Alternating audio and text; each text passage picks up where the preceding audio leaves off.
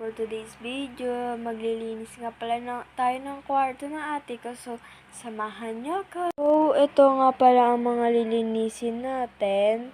Napagkakalat nga pala kasi wala nga pala sila dito. Kaya nga pala napag-isipan ko, maglinis tayo. So, tara na, samahan niyo ako maglinis. So, ang parts nga pala natin gagawin, ito nga pala, ilagay natin dito. Tapos, ito, ilagay muna natin dito. At ito kasi nga pala, papagpagin natin yung sapin nun dito, papagpagin natin.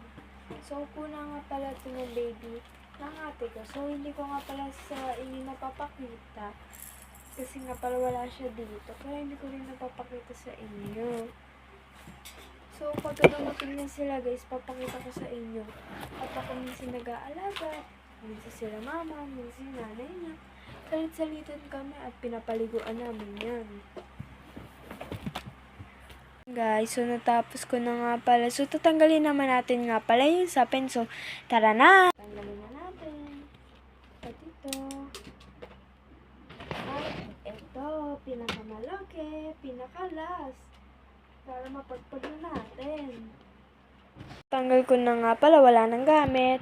So, papagpagin naman natin yung sapin. So, tara na! Napagpag ko na at ilalagay naman natin to para hindi mabasa ang kama ni baby boy. Ang pangalan niya nga pala si How How.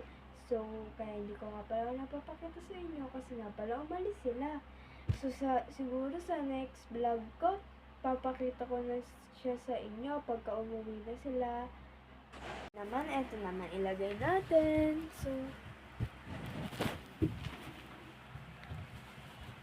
So, tapos na guys. So, ilalagay naman natin yung mga gamit. So, ito nga pala ang mga gamit. So, ayusin na natin. Ayos ko na nga pala. Isasalpak na lang natin. Ayusin ko na nga lang pala pagsalpak. So, ayan na. Dito natin lagay yan guys. Nga pala dito nilagay kasi dito ang lata ilalagay natin. So, nakaganyan nga pala yun. So, wala na nga pala yun laman. Naubos na. So, ito na talaga yung laman niya. And guys, hindi nga pala mawawala ang tumbler ng ate ko. So, nilagay ko na nga pala dyan. So, guys, ilalagay ko na nga pala ito, yung pangduyan ng baby namin. So, nilagay ko na nga pala. Nilagay ko dito kasi hindi niya pa naman ginagamit.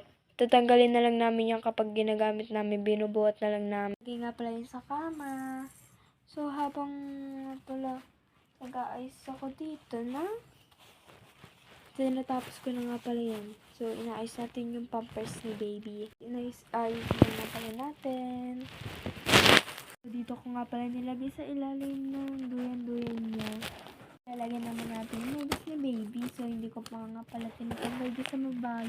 At hindi mawawala ang power bank. At ang charger. So, ilagay na natin. So, ito nga pala nilalagay sa pag ni baby para hindi pagka-umin siya. At syempre, ang baby wipe. Ito na nga pala ang lahat. So, ayun lang. Thanks for watching. Bye-bye.